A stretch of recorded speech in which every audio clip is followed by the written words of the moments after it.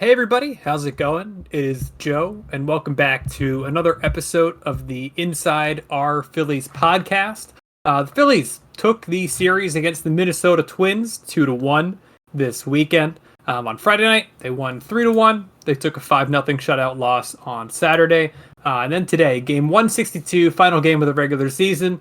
Phillies won 2-1 to finish the regular season 96 and 66. So let's talk about it all here today. But before any of that, I do just want to give everybody a reminder as to what the schedule of the Inside Our Phillies podcast is going to look like as we head into the postseason. So obviously this episode is coming out tonight, Sunday, September 28th. Tomorrow night, you'll have an episode in your feeds, kind of like a full postseason preview. I think we're going to have a couple of people on for that episode. And we're kind of going to go through our brackets for the postseason, the big storylines that we're looking out for, all of that kind of fun stuff. Obviously, the Phillies will be mentioned, but that'll be more of like a big picture MLB style of podcast. Then after the wild card series is complete, or at least the Dodgers and Reds series, not the Mets, but the Reds, to determine who the Phillies are going to be playing in the NLDS. We are going to have a full preview of the NLDS. And then we're hoping to have every single game reaction shows where we talk about every single game after it happens. I know people are probably going to want to be listening to a lot of Phillies content over this next month, and I'm hopeful that we'll be able to provide all of it for you. So with that being said, let's kind of get right into discussing this series. I know that there is a lot to talk about around the league right now, not the least of which is the Mets missing the playoffs in maybe the most hilarious way. And we will talk about that a lot more tomorrow.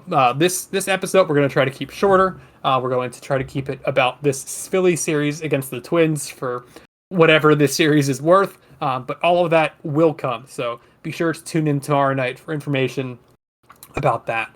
But anyways, Friday night, this was a really great game to see. This was the 3-1 win over the Minnesota Twins. And I think what really is going to stand out to everybody in this game, Aaron Nola. Aaron Nola had like 5 perfect innings. He went 8 shutout innings, 9 strikeouts, no walks. He did allow that 1 run in the end there, so actually it wasn't shutout. I forgot about that run in the 6th. But still, Aaron Nola with his best start of the season, lowered his ERA to 6.01. I feel bad for him that he wasn't able to get it into the 5s at least. That would have been, I'm sure, nice for him to see. But nonetheless, this is really, really, really, really good to see. I don't think we fully know what we expect Aaron Nola to be doing in the playoffs. I think most people are expecting Aaron Nola to kind of be the 4th starter. But this should give those people a lot of confidence, right? I still think you can make a really strong argument for Walker Buehler and why he should be the 4th starter. And maybe we're going to see some kind of Buehler and Nola piggyback in the playoffs. But at least what this start tells us, against a not great lineup, but still what the start tells us, is that Aaron Nola can still have these days where he is really, really good. And I think he's been a little bit better since he came back from his injury than he was before. But we obviously can't feel great about him fully. It's so hard to say because somebody that has the track record of Nola, who in this game is now sandwiched in between Robin Roberts and Steve Carlton in all-time strikeouts for the Phillies, 2 guys that have their statues outside of the stadium. Such a great track record, and it's not like Aaron Nola is, some 40-year-old pitcher, and it's not like he relies on velocity all that much. Like, there's a lot of reasons, I think, why you should still believe in Aaron Nola, but at the same time, it's hard to, right, with how he can sometimes fade when runners are on base, how innings can get away from him. It can make a frustrating watch at times. But this reminded me of the Aaron Nola that I loved in 2018, and in so many seasons since then. He's good. He's so good when he's on, and I hope that he can kind of take this as a big win as we head into October, because he's going to have to pitch some big innings. He's going to be pitch big innings, and I hope we can get the best out of him. Edmundo Sosa hit a home run today, kind of continuing that torrid stretch coming off of the Miami series. I like Bohm sac fly in the first. Brandon Marsh with a double in the sixth to get the Phillies their third run.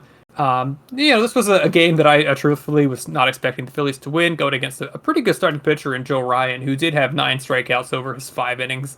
But at the end of the day, the Phillies did the job and they won a game. It's hard to overthink about the series, right? Like, at the end of the day, this means almost nothing for the Phillies or the Twins this series. So you kind of just got to take it for what you see it. And I was pretty optimistic after Friday and Aaron Nola's start. I think that's the big takeaway.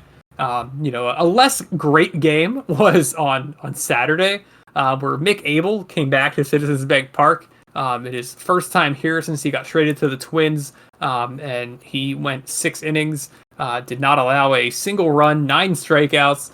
Mick Abel just destroyed the Phillies. That's all there really is to it. Phillies were able to get a decent amount of hits, 6 hits across the course of the game, but it wasn't really enough. Ranger Suarez didn't look great. He had to end up leaving early after he got hit, but apparently he is completely fine after the comebacker hit him, and that's really what's most important. Max Lazar took down a couple innings, and other than that, the Phillies are just trying to keep their bullpen guys fresh, get people the work that they need to stay warm. But keep on going at the pace that they're going at.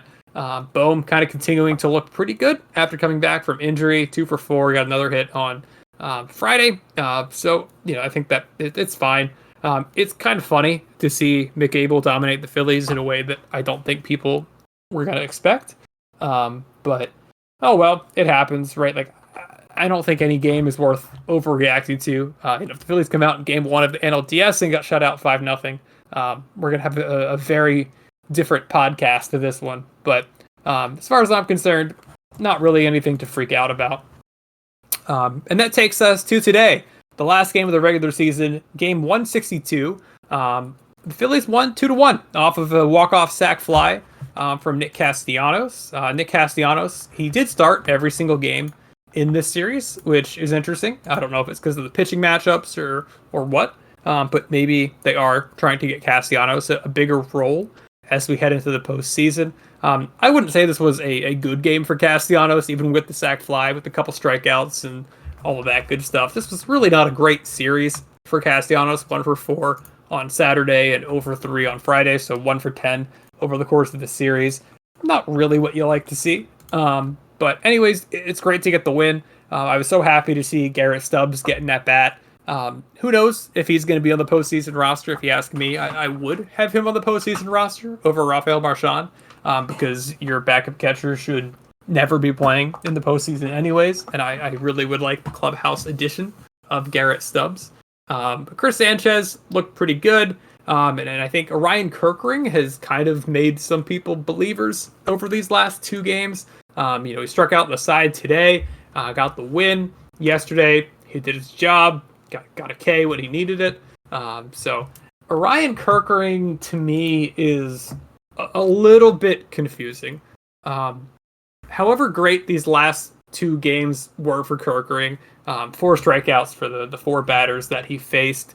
I can't fully buy in yet. It's just a little bit difficult for me to buy into it. I also think it's interesting that Taijuan Walker came in out of the bullpen today. I would hope that that's not something they're going to be doing in the postseason, pitching Taijuan Walker in like a high leverage 7th inning. I can't imagine that is the plan that the Phillies have. But I have been wrong about things before, though I'd be really surprised if I was wrong about that. Anyways, let's kind of move on. We do have one question from Blandzilla on Discord about which Aaron Nola shows up in the postseason.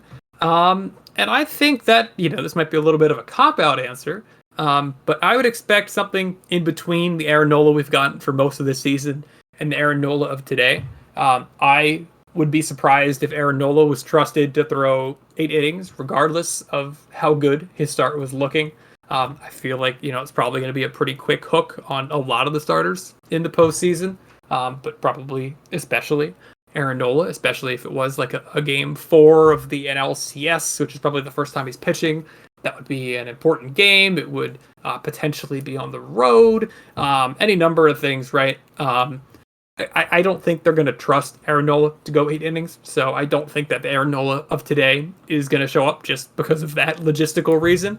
But I also don't expect Aaron Nola to be a disaster. I think he will do his job in a way that is maybe a little bit frustrating because we know how good he can be, but in a way that still gets the job done, right? Like if we got 5 innings of 2-run ball from Aaron Nola, nobody would complain. Even 5 innings, 3 runs. That's perfectly fine. I don't need him to be going deep into games. I don't need him to be striking 12 batters out in the game. I just need him to get through the lineup a couple of times and limit the damage. That's what I'm looking and what I'm expecting out of Aaron Nola as we head into the postseason. We did get one more question from DMG Dude 2, who is asking us about a LOL Mets segment. And if we can get postseason lineup predictions, and those will happen, DMG Dude 2. The LOL Mets segment is going to come tomorrow in our postseason preview episode. And I'll give you a little bit about that too. And the postseason lineup predictions will come as we head into the NLDS, because I think that's going to depend maybe a little bit on who they're going against. I think that the lineup's going to probably look different depending on if the Phillies are going against like a righty or a lefty. Maybe they're doing like a Stott platoon, something like that. Who knows what's going on with Kepler and Castellanos. I think there's a lot to figure out still. And when we know who the Phillies are going to be going up against in the NLDS, I think that'll be an easier question to answer. But thank you for those questions, and we will be getting to those. But as far as the Mets are concerned, holy smokes, guys. I mean, the Mets are genuinely in trouble as we kind of look to the future, right? We're going to be getting into this a lot more tomorrow. But Pete Alonso is probably opting out. Edwin Diaz, is he going to opt out? I think he probably will. The Mets pitching, young guys, except for McClain, who's just absolutely disgusting, kind of fell apart. Sproat, Tong were not great as the season went along. They're losing a lot of those guys they traded for in the bullpen, like Helsley and all them. Rogers, Soto, I think, is also a free agent after this year for the Mets. Not Gregory Soto. We're not talking about Juan Soto. So the Mets are going to lose a lot, and this is going to be a offseason that is not really full of great starting pitching. So it'll be interesting to see what the Mets do. And like I said, we're going to get into a lot more of that tomorrow. But I think it's safe to say that the Mets are in trouble as we look forward. And I also think one of the more interesting things that people haven't really talked about is that this division, the NL East, it's just genuinely not great this year. I think that other than the AL Central, you could make a really good argument for the NL East being the worst division in baseball. It's certainly not like the NL Central, which has 3 playoff teams. The AL East has 3 playoff teams. AL West is a little bit close, and I think it's very similar to the NL East in a lot of ways. But the Astros are, I think, better than the Mets as the number 2 team. I think that the Rangers are better as a number 3 team than the Braves or the Marlins. So I would probably go AL West over the NL East. But it's a little close in the NL West. Obviously, 2 really good teams in San Diego and Los Angeles. And I think it's pretty safe to say that the NL East is the second weakest division in baseball, which is kind of weird to say. And I think that the Braves are also in a position where, who really knows what's going to happen to them? Everything fell apart. A lot of it was out of their control this year in Atlanta, but it does open up a lot of questions about the future, right? Guys like Ozzie Albies are not the same player that they were years ago. And we're going to have to see kind of how that manifests as things go on. We'll see. One thing that I will say, as we want to kind of take a look towards the Phillies NLDS, just a little bit of a sneak preview. The Phillies are going to probably be starting 3 left-handers, right? We're going to have Ranger Suarez. We're going to have Chris Sanchez pitch. We're going to have Jesus Luzardo pitch. These guys are going to be the 3 starters the Phillies are going to have in the NLDS. The Reds are 3rd in baseball. Actually, that is not true. I don't know why it's sorted that way.